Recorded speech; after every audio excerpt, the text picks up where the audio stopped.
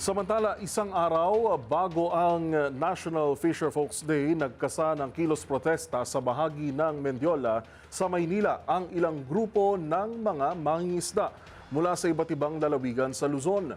Sigaw nila, wakasan na ang reclamation projects na sumisira sa kanilang kabuhayan. Magbabalita si Boy Gonzales.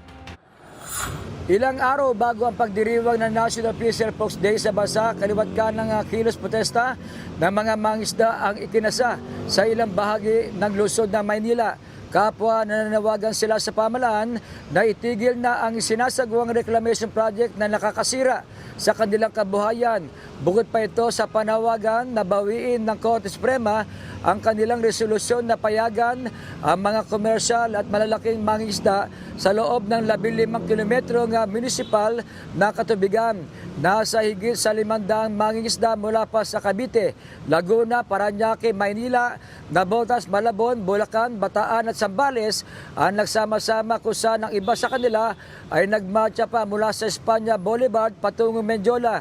Kaugnay nito, may higpit na seguridad ang ipinatutupad ng Manila Police District at ang mga kalsada patungong Mendiola ay agad na isinira sa mga motorista.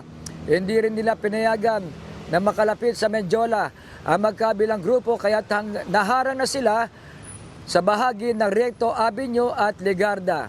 Para sa MBC TV Network News, ito si Boy Gonzales, una sa Pilipinas, una sa Pilipino.